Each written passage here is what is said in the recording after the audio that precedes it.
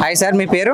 నా పేరు తోట రామకృష్ణ. ఎక్కడి నుంచి వచ్చారు? రామచంద్రపురం నియోజకవర్గం నుంచి వచ్చాం. ఓకే, అంటే ఇప్పుడు ఈరోజు జనసేన 12వ ఆవిర్భావ సభ అయితే జరుగుతుంది కదా, మీకు ఎలా అనిపిస్తుంది? చాలా సంతోషకరంగా ఉంది.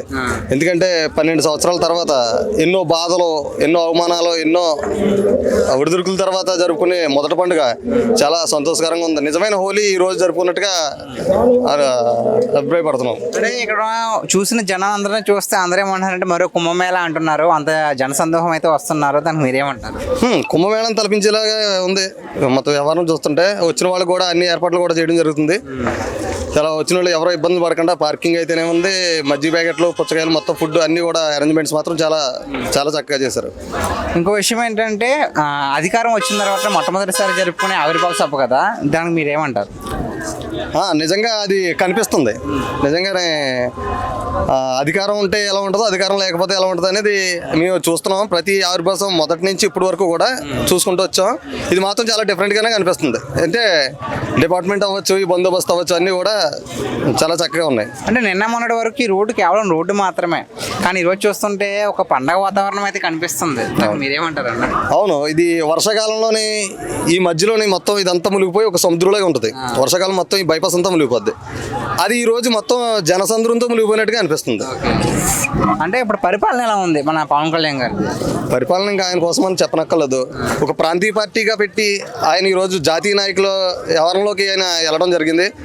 జాతీయ స్థాయిలో పవన్ కళ్యాణ్ గారు ఏంటనేది నిరూపించుకోవడం జరుగుతుంది. దీనికి జన సైనికులందరూ కూడా చాలా సంతోషంగా ఉన్నారు. అంటే ఇప్పుడు డిప్యూటీ సీఎంగా ఉన్నారు కదా పవన్ కళ్యాణ్ గారు, నెక్స్ట్ సీఎం గారు అయ్యే ఛాన్స్ ఉందా? ఖచ్చితంగానే అందరూ ఎదురు చూస్తున్నారు. ఆంధ్ర రాష్ట్ర జనమే కాదు, మిగతా తెలుగు ప్రజలు ఎక్కడైతే ఉన్నారో అందరూ కూడా ఆయన సీఎం స్థాయిలో చూద్దామని అందరూ అభిప్రాయపడుతున్నారు. థ్యాంక్స్. హాయ్ సార్, నమస్తే, మీ పేరండి? నా పేరు రమేష్ గౌడ్, మల్కాజ్గిరి, హైదరాబాద్. మల్కాజ్గిరి కోఆర్డినేటర్ మల్కాజ్గిరి. మేము నిన్న నైట్ బయలుదేరాం. సార్ 12వ పార్టీ పుట్టినరోజు సందర్భంగా అక్కడి నుంచి భారీ ఎత్తున అందరం తరలి వచ్చినాము. సార్ ముఖ్యంగా సనాతన ధర్మాన్ని కాపాడే బ్రాండ్ అంబాసిడర్గా మన భారతదేశానికి ఒక దిక్సూచిగా నిలబడ్డాడు. మోడీ ఆధ్వర్యంలో మోడీ గవర్నమెంట్ నడవడానికి కూడా ఒక దిక్సూచి మన సారు మన అదృష్టం వల్ల మన చంద్రబాబు నాయుడిని బీజేపీ పొత్తు వల్లనే దేశంలో మన ప్రభుత్వం నడుస్తుంది. బీజేపీ గవర్నమెంట్ మన ఆంధ్రప్రదేశ్లో కూడా సస్యశ్యామల ప్రజా పరిపాలన మంచిగా చేస్తున్నాడు సారు. పంచాయతీరాజ్ శాఖ తీసుకుని డిప్యూటీ సీఎంగా ఉండి కూడా మంచి గొప్ప పనులు చేస్తుండు. మన మహిళలకు రక్షణగా ఉంటుండు. ఇంతకుముందు ఎన్నో కిడ్నాప్లు అయిన ఉండే, అరాచకాలు అయిన ఉండే, రౌడీజం అయిన ఉండే, అన్ని సపరిపాలన మంచిగా దేశానికి గర్వకారణం ఒక భారతీయుడు, భారతమాత ముద్దు బిడ్డ మన పవన్ కళ్యాణ్ గారు. సో ఎలా అనిపిస్తుంది? ఇప్పుడు పిఠాపురంలో అత్యంత మెజారిటీతో గెలిపించుకున్నారు కదా, ఇప్పుడు అదే పిఠాపురంలో తన 12వ ఆవిర్భావ సభ అయితే పెడుతున్నారు కదా, మీకు ఎలా అనిపిస్తుంది అంటున్నారు? మాకు చాలా సంతోషంగా ఉంది. ఒక శ్రీవల్లభుని పాదాల దగ్గర దర్శనం చేసుకోనికి మన పవన్ కళ్యాణ్ మా దేవుడిని కలవడానికి మంచి సదవకాశంగా ఫీల్ అవుతున్నాం మేము. సో అందరూ ఇంకేమంటున్నారంటే మరో కుంభమేళ అంటున్నారు. అలాగే జనసందోహం చాలా మంది వచ్చారు. నిన్న వరకు చూసుకుంటే ఒక రోడ్డు మాత్రమే, ఇక్కడ చూస్తుంటే పండుగ వాతావరణం కనిపిస్తుంది కదా, మీకు ఎలా అనిపిస్తుంది? మాకు చాలా ఆనందంగా ఉంది. మాకు సమ్మర్లో ఎండాకాలం లెక్క లేదు, వర్షాకాలం లెక్క అనిపిస్తుంది. మాకు చాలా సంతోషంగా ఉంది. వీర మహిళలు, జన సైనికులు చాలా సంతోషంగా స్వచ్ఛందంగా వచ్చారు. సొంత డబ్బులు ఖర్చు పెట్టుకొని ఫెసిలిటీస్ కూడా చాలా ఆనందంగా మంచిగా ఉన్నాయి. అడుగు అడుగున మనకు వాటర్ ప్యాకెట్లు, మజ్జిగలు, బిర్యానీ పొట్లాలు ఇచ్చినాడు.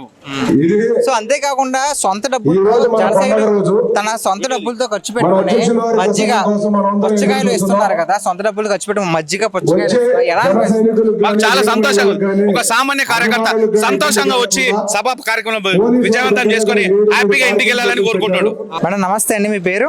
నా పేరు కమల, అమలాపురం నుంచి వచ్చాను. సో కమల గారు, మీరు అమలాపురం నుంచి ఇక్కడికి వచ్చారు కదా, సో జనసేన 12వ ఆవిర్భావ సభ ఇక్కడ అత్యంత పండుగలా జరుగుతుంది, మీకు ఎలా అనిపిస్తుంది అండి? నాకు చాలా ఆనందంగా ఉంది సార్. ఎందుకంటే మనకి ఉగాది 2 సార్లు, ఈ మార్చి నెలలో 2 సార్లు వచ్చినట్టు అనిపిస్తుంది అనమాట.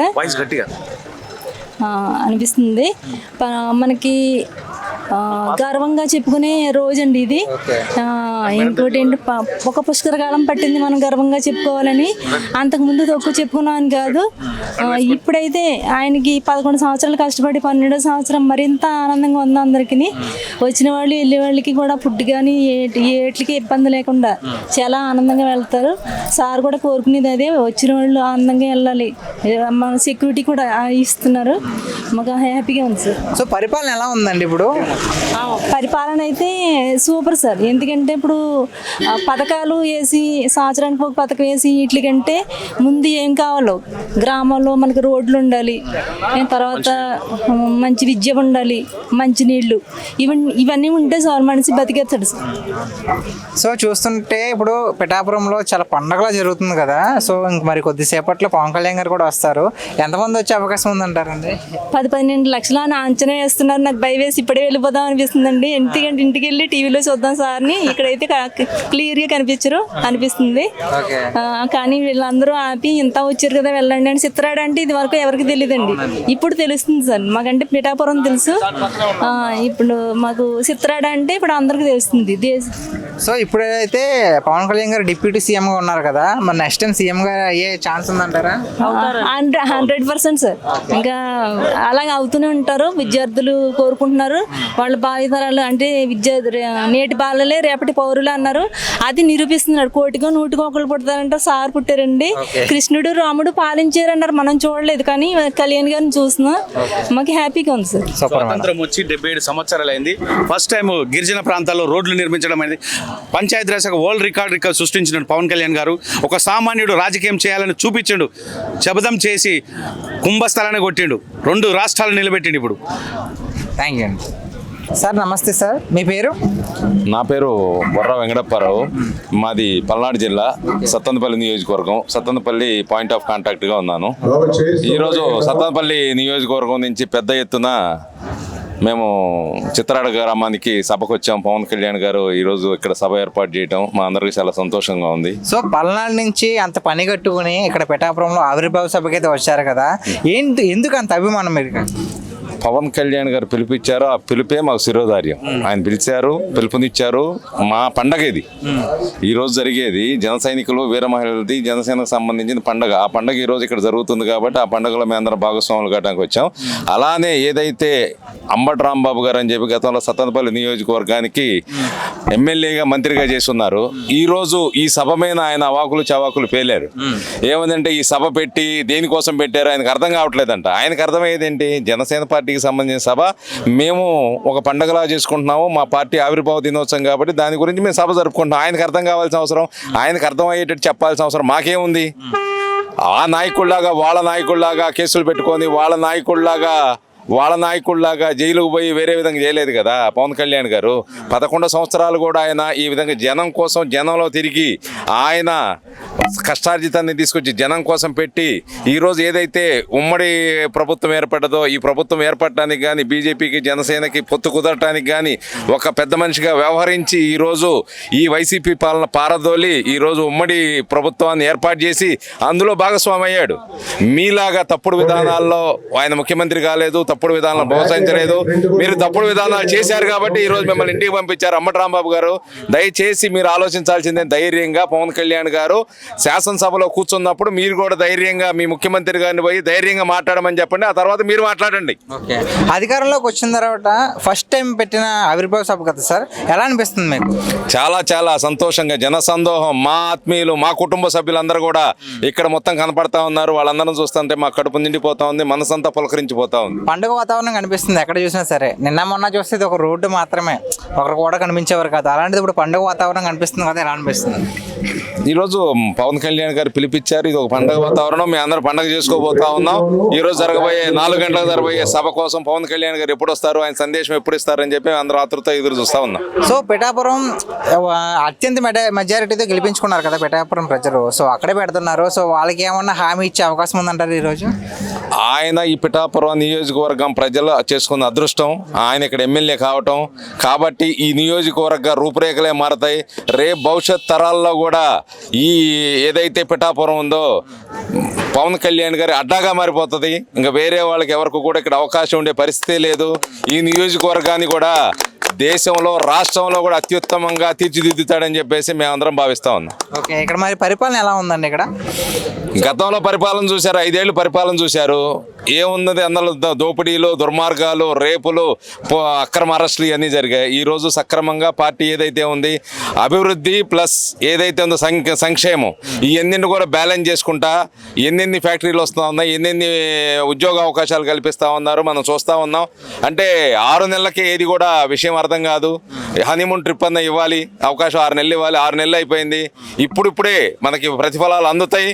ఆఫ్టర్ 1 year 2 years తర్వాత పూర్తి స్థాయిలో మనకు కనపడతాయంటే చెప్పి నేను తెలియజేస్తాను. సో ఇప్పుడైతే మరి పవన్ కళ్యాణ్ గారు డిప్యూటీ సీఎం కదా, మరి నెక్స్ట్ టైం సీఎం అయ్యే అవకాశం ఉందంటారా?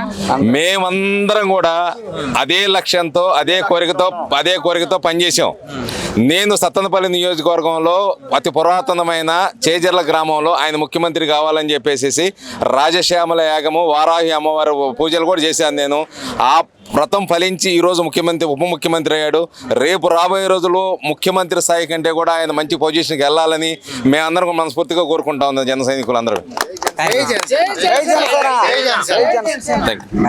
సార్ నమస్తే సార్.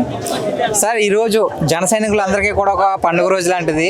సో పిఠాపురంలో మీరు అత్యంత మెజారిటీతో గెలిపించుకున్న మీ నాయకుడు ఇదే పిఠాపురంలో జనసేన 12వ ఆవిర్భావ సభ అయితే జరుపుకుంటున్నారు కదా, మీకు ఎలా అనిపిస్తుంది సార్ అసలు?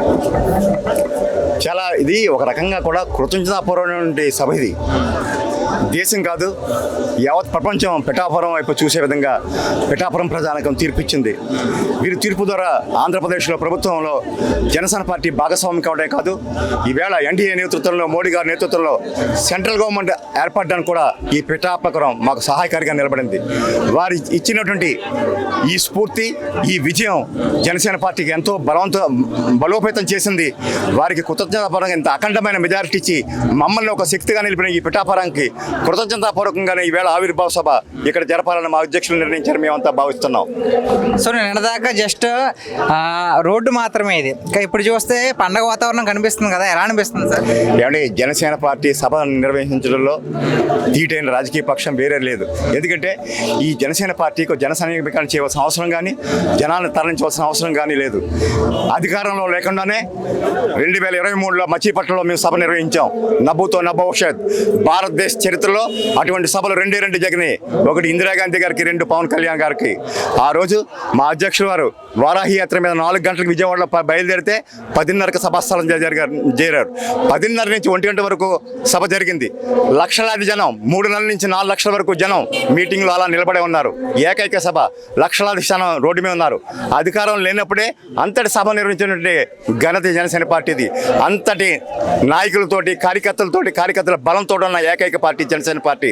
ఈవేళ విజయం తర్వాత పిఠాపురంలో ఎంతటి అభిమానాన్ని చూపించినటువంటి ఈ పిఠాపురంలో ఈ జరుగుతున్న సభకి, అదేవిధంగా ఇంత అధ్యక్షుల వారికి ఇంత ఘన విజయం చేసిన ఈ పిఠాపురాన్ని ఒక్కసారి చూడాలని యావత్ ఆంధ్రప్రదేశ్లో ఉన్నటువంటి ప్రతి జన సైనికుడు, కార్యకర్త, వీరమహిళ ఎన్నేళ్లుగా ఊళ్ళూరుతున్నారు. ఈవేళ వాళ్ళకి అవకాశం లభించింది.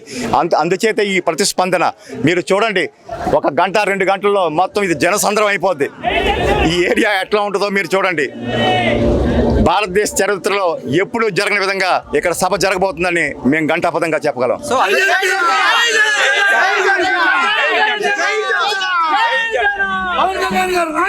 ఎలా ఉందని పవన్ కళ్యాణ్ పరిపాలన ఏలెత్తి చూపించే ఒక వ్యక్తికి ఎవ్వరూ లేరు. ఎందుకంటే ఆ రోజున వాజ్పేయి గారి తర్వాత అటువంటి ఆలోచన ఉన్న వ్యక్తి, దేశంలో ఒక్క పవన్ కళ్యాణ్ గారు తన కష్టాన్ని నమ్ముకుని బతుకుతున్నాడు. ఈ రోజు నిజంగా చెప్తుంటే రాజకీయ నాయకులు అంటే అసెంబ్లీకి వెళ్తానికి గుద్ద బద్ధకం, అసెంబ్లీ ప్రశ్నించడానికి భయపడి పారిపోయిన వ్యవస్థ ఉంది. కానీ ఈ రోజున ఉదయం పూట అసెంబ్లీకి వెళ్తాడు, సాయంత్రం పూట తన కష్టాంతో నమ్మి సినిమాలు చేసి తన అందరినీ కాపాడుకుంటూ వస్తాడు. ఈ సభకు కూడా తన కష్టంతో పెట్టుకుంది, ఎవరిని కూడా ₹1 డొనేషన్ అడిగి కాదు. ఇది మట్టిగా 100% నిజం. తన కష్టాన్ని నమ్మి ఇంత సభ పెట్టాడు. తన కష్టం అంటే ఉదయం పూట అసెంబ్లీకి వెళ్ళాడు, సాయంత్రం పూట షూటింగ్ చేస్తున్నాడు. ఇలాంటి వ్యక్తి ఎవరుంటారు? ఏ రోజు కూడా ప్రజలకు సంబంధించిన ₹1 కూడా ఎక్కడ కూడా తీసుకోకుండా ఏకైక రాజకీయ నాయకుడు ఉన్నాడంటే శ్రీ కొనిదెల పవన్ కళ్యాణ్ గారు. పవర్ ద పవర్, దేవుడు అంటే దేవుడే. Thank you. సో ఇక్కడ చూస్తున్నట్లయితే చాలా మంది పుచ్చకాయలు అలాగే మజ్జిగ ప్యాకెట్లు ఉచితంగా అందిస్తున్నారు కదా, దాని గురించి ఏమంటారండి? మెగా ఫ్యామిలీ అంటేనే సేవ, అలాంటిది పవన్ కళ్యాణ్ జనసేన పార్టీ అంటేనే సేవ. సేవకే పుట్టాం, ప్రజల కోసమే పుట్టాం, ప్రజల కోసమే బతుకుతాం, ప్రజల కోసమే చచ్చిపోతాం తప్ప మేము ఏది ఆశించాం. ఒకళ్ళు చెయ్యలేదని, ఒకళ్ళు పెట్టలేదని అంటే అదే దేవుడు